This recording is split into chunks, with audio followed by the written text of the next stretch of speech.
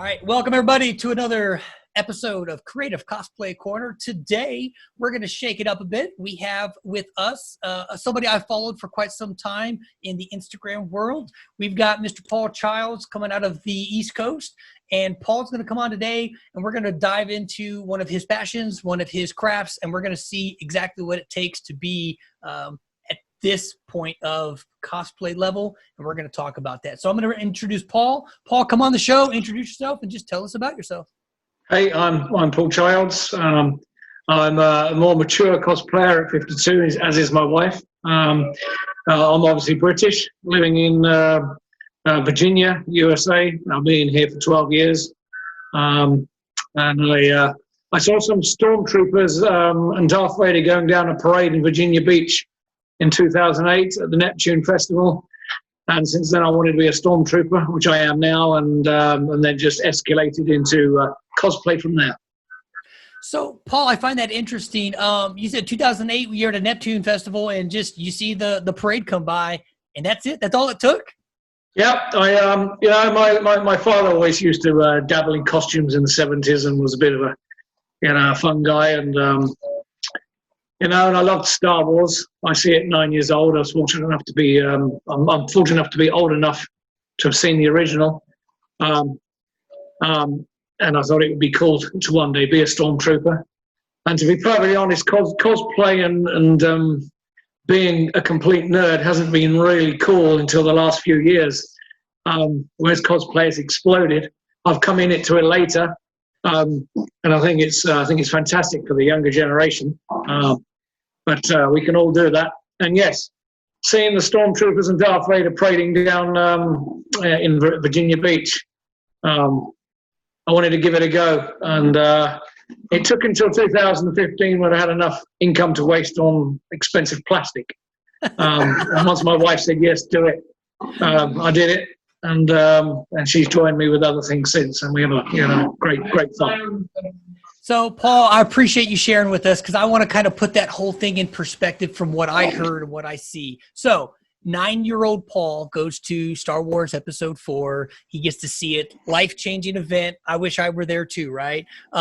So, fast forward to 2008, an adult Paul. Listen, I want to thank you, by the way. I know we have talked a little bit. You've got some previous military service in there. I want to thank you for your service. You've gone out, you've seen some stuff, you've done the world, you've been and you come back and you're sitting at a festival and down walks a stormtrooper and Vader, and you lean over and you were like, I'm going to do that. I think that's a great, because guess what? In 2008, 9-year-old Paul was sitting there again because it was like seeing Vader, that stormtrooper, wasn't it? Yes, it was. Yeah. Yep. And you see that. I'm in the 501st. I was trooping again last night, unofficially, at a movie theater, and you adults and children alike, they all want a photograph with you, and they all love it. And actually, when you're dressed as a stormtrooper or the various other costumes, it takes you back to the movies, and you, like all cosplay, you're doing it because you love the characters and that costume and that movie, and for a little while in there, it's escapism from reality of work and life, and you can be that stormtrooper or the Spider-Man or whatever it is that you're doing, and it does feel badass, actually. I love that. Badass is exactly what we're going for, right? Yep. Yeah, and people look at you. They're not. People don't want to look at 52-year-old me. They want to see the stormtrooper. They want to see these different costumes, and they see that. I'm not out there for them to see me. I'm actually quite anonymous and quite enjoy it. But it's fun to see the reaction. I'm doing a lot of it. I'm doing for me because I enjoy doing that. Obviously, the 501st is partly charity as well, and we see children in hospitals and things like that. But it's and it gets hot, it's sweaty, it's uncomfortable, but it's just fun. It's escapism, and it's exactly what the word says. It's costume play. Right. I'm a man getting into costume, and yes, it's like being a kid. So I love it, Paul. I think that wrap up, that whole story right there is exactly what we're talking about. I could be somebody that maybe I've always wanted to be. I don't have to be seen. It's not about me. I'm doing it for either my joy, but I'm also doing it for somebody else. But at the exact same time, you did say it. 30 years ago, this wouldn't have been the cool thing to do. No. No. And so it doesn't matter. You just said it. Generations, it doesn't matter. Right now, you're excited for that younger generation that can grow up with this versus you and I. We came into a little bit later, but we still get to do it, and we still get to be positive. So let's talk about it. Let's talk about your quality 501st. Let's look at this one right here. This is what? So I started off as the standard stormtrooper. Mm-hmm. And then what you see there's a backpack, obviously a large blaster, the pauldron, which actually historically started off as a 1970s motocross chest protector, and that's how the prop makers put it sideways, and you'll see them on the Sand Troopers in the original movie. Yep. But he's a heavy weapons trooper, and he actually comes from one of the video games. Okay. So Paul, you're right up my alley. I'm not a video game player. I only own 2 video games, Star Wars Battlefront 1, Star Wars Battlefront 2. It comes from and on 2, I'm a heavy weapons guy. So I knew exactly what this was. Yep. That's obviously a pro shop there from one of the Comic Cons I was at. Yes, sir. A young lady called Strike and Hide. But yeah, they're a group. There's a costume reference library in the 501st, and we have to be either accurate to the movie, animation, or what's shown in video games. And a heavy weapons trooper is a break off there. And at that point, I was still very clean and shiny, and I could move it back to a normal TK, a normal stormtrooper. Okay. Probably 200 plus troops later, it's pretty battered, and I'm now quite dirty. Looking, and I have various different backpacks and guises, which is essential the basic stormtrooper, and everybody recognizes the stormtrooper. But I have multiple different backpacks and blasters, and you know, I put little different things on it to try and shake it up a bit. But yes, there is heavy weapons trooper from the video game. Now the pictures you brought up there on the what I see as top left is a First Order TIE Fighter pilot from the Force Awakens. Yep. Okay. That's Tank Trooper from Rogue One, which is after Star Wars is the best movie going. And I noted in your interview with Ahsoka that film is top film. And I saw the Shore Troopers and the Tank Troopers and various costumes, and I thought the Tank Trooper was kick-ass, basically. Right. He was. Short amount of time, and they're in tanks, but that costume gets a lot of attention, and again, I feel awesome in it, and if only I could be in a tank. Right. Now, do you have any background in a tank there, Paul? Sorry? Do you have any background? I've been in armored personnel carriers and things like that. I mean, I was a logistics guy, and I did get to, I was always attached to the Royal Electrical Mechanical Engineers, and they would fix tanks and repair them, and so I got to trundle them around in them, and it would be extremely cool to trundle around in a real main battle tank, dressed as a tank trooper. Yeah, I agree. But do me a favor, this one right here, this is a very popular one in the last 4 or 5 years, I think. Can you talk about this one? Oh, Wilro Hood. So Wilro Hood has become a cult figure in the cosplay Star Wars world. And you'll get gangs of people at Comic Cons who will gather together, and then we'll storm the Comic Con shouting ice cream and all sorts of daft things. And we hold that ice cream maker there, which actually, going back to The Empire Strikes Back, are on Cloud City. You got Lando Calrissian and Leia and what have you, and the original guy runs around a corner as they're all abandoning Cloud City. That guy runs around the corner, and as you see him on screen for about 1 second. And the prop he's holding is, in fact, an ice cream maker, just like that. Those of you who have seen the new series, The Mandalorian, the same thing has appeared in there, been fleshed out more technically. Same thing. It's actually a data core or a storage holder.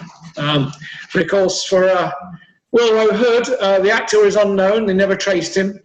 But it's part of the Rebel Legion, and really it's kind of become a fun thing, as you can see. Silly wigs, silly moustaches. The orange suit is actually a Rebel Legion, X-Wing fighter pilot suit. And and the boots and what have you. And it's turned into a sort of comedy costume. So I love that, Paul, because you've got that, like you said, the level, the effort, the time spent to put into these movie accurate. At the same time, you're just out there to have fun. And now we've got the Roro hood. And like you said, it's like a second. The dude just runs around the corner, and now everybody is wanting to be a part of just that moment. And they storm through the cons. They're the groups. They've got group photos on the stairs and stuff. But what a fun aspect of cosplay to be able to just find that nuance, that little, nanosecond that somebody still wants to connect with. And I think it's cool. So Paul, you walked us through, your years. You said from 08 to about 15, you spent some time thinking about working in the realm of, and then like you said, I've got some money to spend on some expensive plastic. So let's do this. What does a cosplayer's closet look like? And I got maybe three or four photos of like this background. So this is kind of the setup. You've got to put away, you've got to keep it organized, but this is what it looks like when you start to get into cosplay. Let's talk about this. Yeah, that's, actually, at my previous house, I had a basement, and so I used to create down in the basement and build the costumes and paint and all the rest of it. And so I had, there's a couple of backpacks there, blasters, as you can see, helmets. So I've got them on my shelves out ready. And I'm doing the same thing here at my new house with the garage, just off screen. And eventually, actually, I've got some helmet bags now. I'll quickly show you. Sure. So to protect the helmets, which can be a little pricey, I've started getting the bags. And this is the Tank Trooper helmet for the but yeah, and I'll put them out on display. There's a lot of people who don't do cosplay who just collect props, put them on display, and they are pieces of art. But I use my pieces of art. So yes, you do. And so I got this one here, and I apologize to interrupt. I got this one here. This is the Tank Trooper? Tank Trooper, yes. Yeah. That's the whole ensemble. This is all the pieces. So again, kind of why I wanted to showcase and show, your storage, the space it takes, the amount of care it takes. You've got a helmet bag just for the helmet, let alone, do you have a Pelican with all the foam cut out for these pieces, or how do you get around?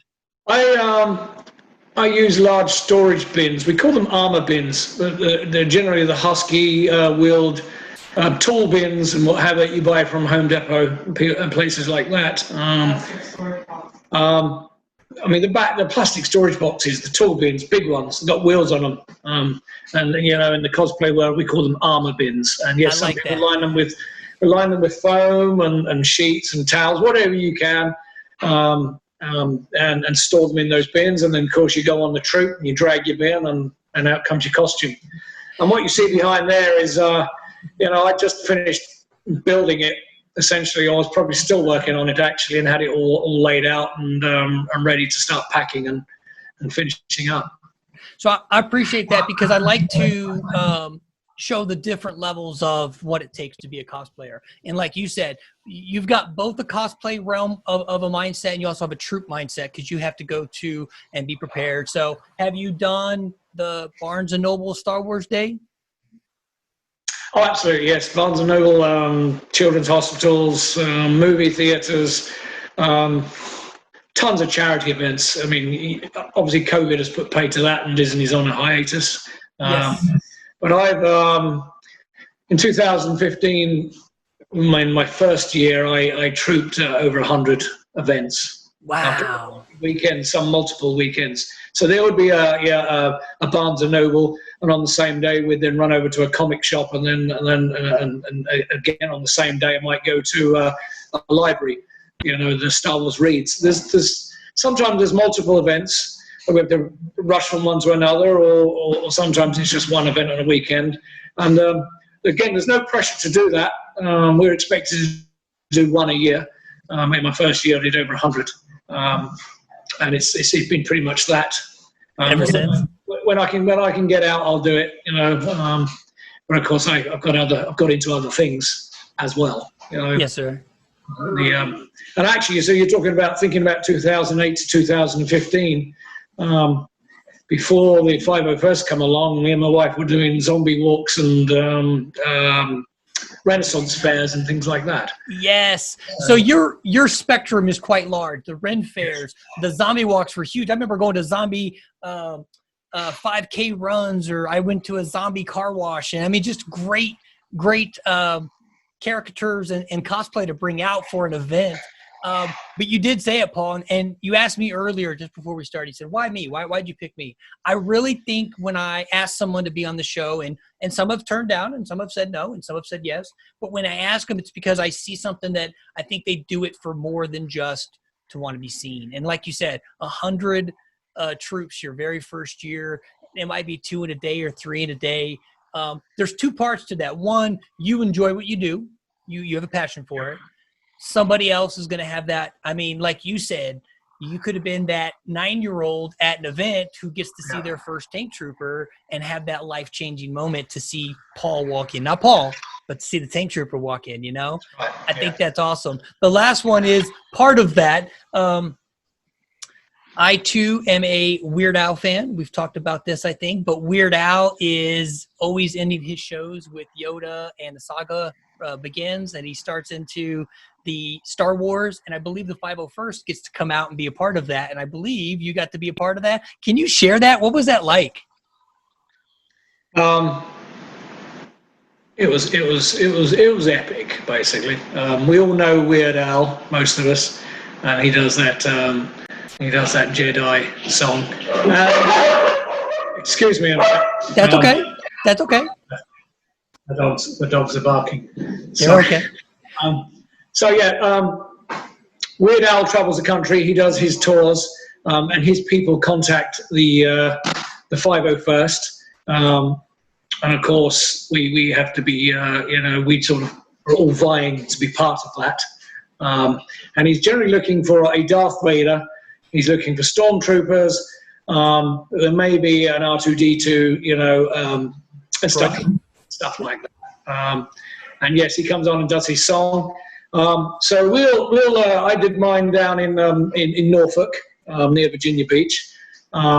And we'll get there early in the day, and his people do a sort of rehearsal with us, a non-dress rehearsal, and show us where to stand and what we are to expect and what have you. And he also asks if we could help entertain the VIP people, i.e. the folks who've paid to get a signed photograph, who meet him after the show. That guy works hard. He does the show, and then he's probably got 100, 200 people who want a signed photograph afterwards. So we're kind of like, for the privilege of being on stage with him, we remain in costume at the end of the show and hang around in this big room where people are filing in and looking cool, and people are getting photos with us, and then they meet Weird Al, and then when they've all left, we get to meet him and get photos with him. He's a very humble and very kind guy. He's no ego whatsoever. And yeah, when you're on stage and the crowd are waiting to see the stormtroopers and Vader come out, and they're cheering, and it was a very uplifting and fantastic event. And I guess that's one of the perks of doing what we're doing. So I appreciate it, and I've been there. I was in the crowd. I was a fan. I went to see Weird Al in Tennessee and Knoxville, and I didn't put it all together, and I should have. I was an adult. I thought about it. I knew the 501st existed. I knew that. And when Yoda came on, and it was just Yoda, and it was just the band playing, and then it faded to black, and everybody cheered, and everybody went about their way. And for some reason, I just knew it wasn't over. I wasn't expecting anything, but I just didn't think about it. And then that light comes on, and you see the piano player start the song, and then Weird Al in his robe, right? He's got the Jedi robe, and he's up on his stool. And then the stage just fills in with all of the 501st. And I will tell you, I was, again, like you just said, I was a child. I'm a Weird Al fan. I'm a Star Wars fan. I couldn't think of any two better things to put together. But for you, Paul, to be on stage, for you to get to experience it, I mean, what a great opportunity. And then go back to 1977, 9-year-old Paul. Paul, you saw it on the big screen. You're like, that's cool. Then go back to 2008, Paul. 2008, Paul was at a festival, right? The Neptune Festival? Yep. And Yes. would you ever expect that a short window of time you'd be standing on stage as a stormtrooper next to Weird Al and getting to experience that? It's led to a lot of stuff. I've been on the news many times. I was interviewed when Carrie Fisher died, and I was working from home, and the news crew wanted a stormtrooper down at the movie theatre, and I had 45 minutes to move. My wife drove me down there, got my kit on, and they interviewed me while as a stormtrooper. Took my helmet off. Appeared on the news, before new movies were coming out. Did the Weird Al thing.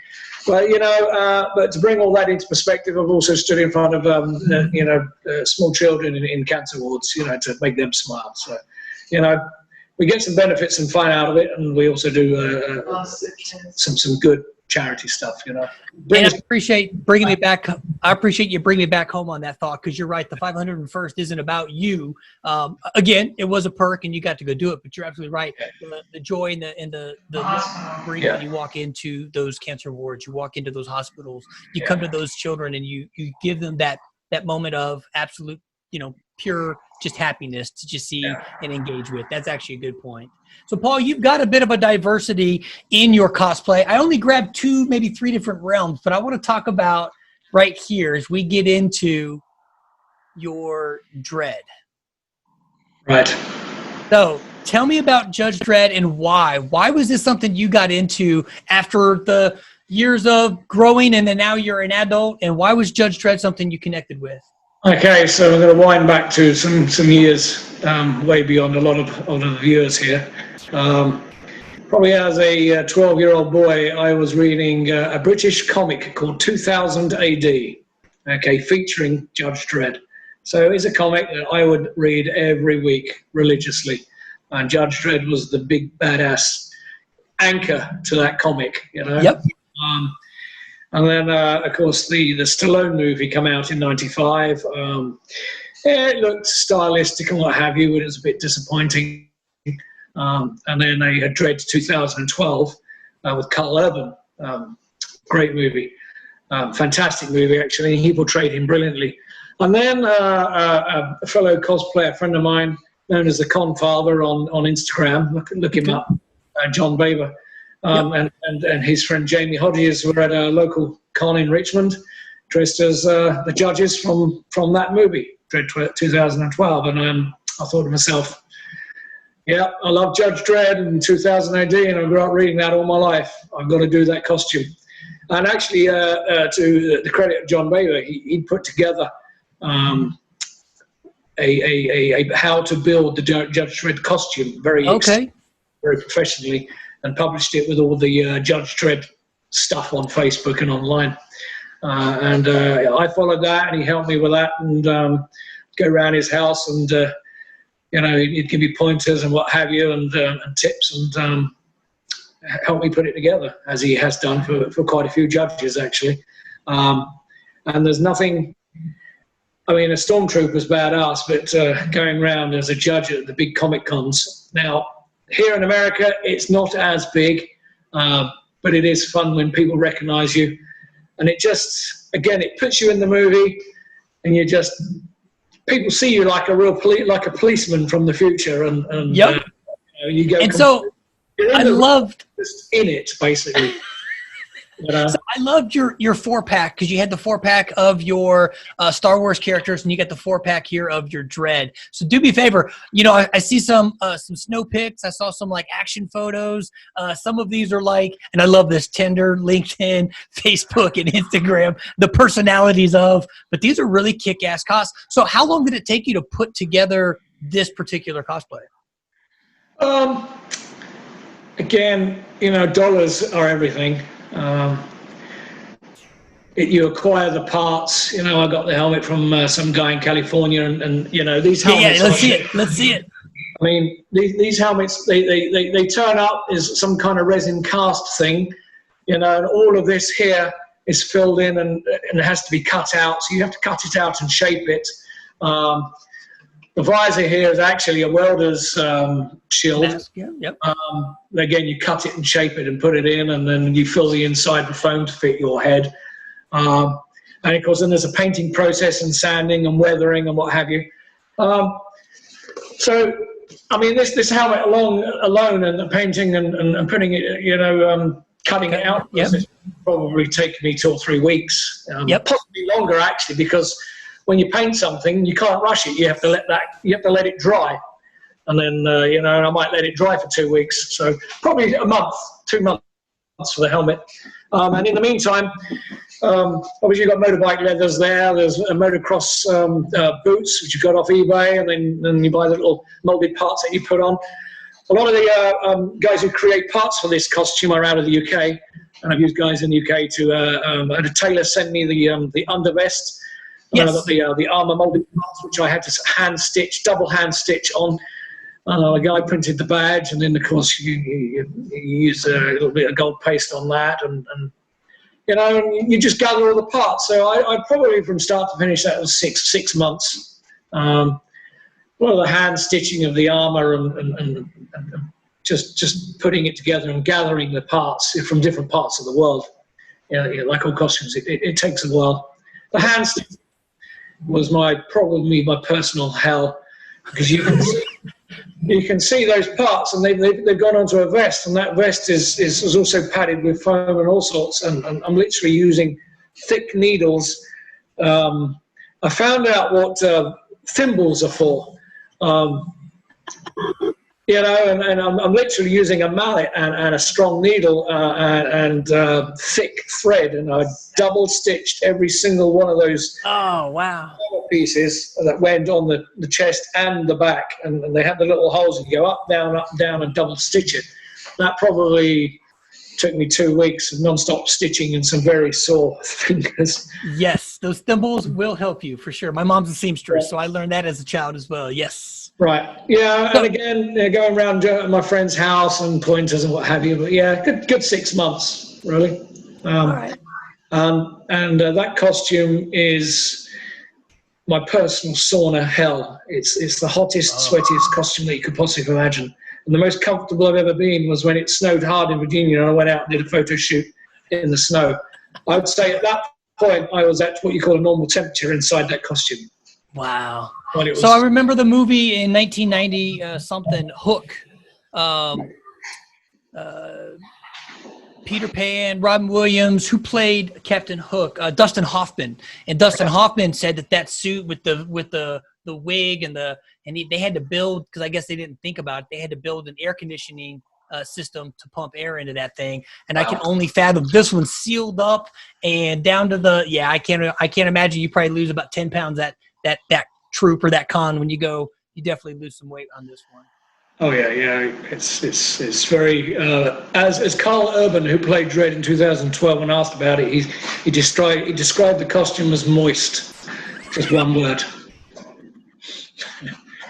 Yes.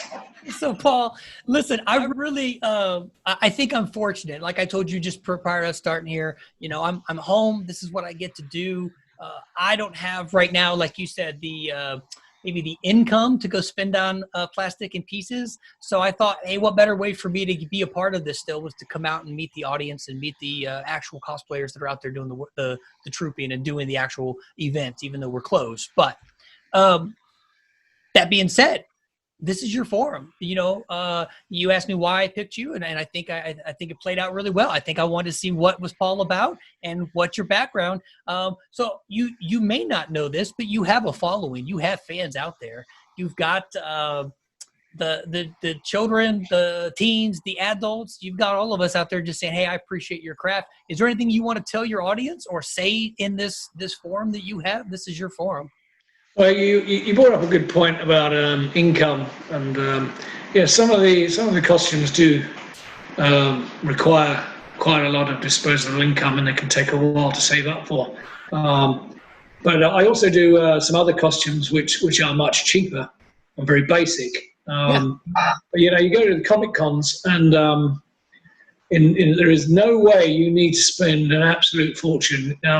I've seen people in black plastic bags and sunglasses, and if you're happy with what you've built and enjoy what you're doing, then do it. I mean, I've gone out with costumes that just involve some makeup and plastic spoons and things like that. Yep. So you can do it on a budget and get very creative. Yes, and some of the more movie accurate costumes can cost an awful lot of money. But then I've seen people dressed as stormtroopers and what have you, built with foam, and people dressed up in cardboard boxes, and you name it. It's just be creative. Do what you want. Be yourself. Do it for yourself and enjoy it. And you know, I see at the conventions every shape, size, creed, race, you name it, of people, whether you're young or old. I see really old people there. I see some really young people there, and everybody of every shape. Do not be embarrassed about your body shape or who you are or what you are. Just dress up and do it, enjoy it. And I get the feeling at conventions, everybody's there for the same thing, to dress up, be whoever you are in your dreams, and you know, just do it. Yes, you're going to see several $1,000 costumes, but you know, you don't need to worry about that. You just do what you need to do, and enjoy it above all, really. I love it, Paul. I asked that question a lot because I want to know what people think. And if I could, I got chill bumps when you just said that. Above all else, just do it because you're having fun. It's a good time, and people will accept you. You know, I make the comment where I saw a kid walk in. He was probably 5 or 6, and he had just a Z on his forehead for Harry Potter. And everybody at the con, when he walked in, everybody at the door gave him a standing ovation. It was obviously his first con at 5, and the kid looked in his eyes, and after that, nothing could have ruined that kid's day. It was just that simple moment, that simple gesture.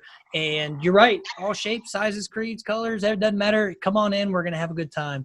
Paul, I think you have been an absolute blast. One, you've been a blast for me to watch for a couple of years, as you've shared with us on Instagram. And 2, the last few days we've been chatting and kind of getting prepared for this and doing our preparation for this. But 3, I'd just like to hear you talk and just say, man, it's just what you do and why you do it. I think it's a beautiful thing you do, and I'm glad to have had you on the show and be a part of this today. I got to let you know, my accent's $10 an hour if you need it. Okay. I need some audio overlays. I'm going to get Paul to do me some audio overlay. I think that's awesome. Thank you. No, but seriously, Paul, and listen, we're going to do a couple things. We're going to share your IG. We're going to make sure that we get you out there. But I just really, it's great to hear it from the actual cosplayers to just tell us why they did, what they did, and how they got into it. I think you got an awesome story from, I love to share, from 77 up to 2008. I can only picture you at 2008, and I just picture 9-year-old Paul at that thing when they walked by, and it was like, that's it. We're going to do this. And so I'm glad to see your journey. I'm glad to see where you are today. But other than that, man, it's been a blast having you on the show, and we appreciate you being here. Thank you very much. Yep. To everybody else out there, yep, cheers to you, sir. Everybody else out there, this has been Creative Cosplay Corner. I'm Cable Rose. This has been Paul Childs, and we will catch you on the flip side.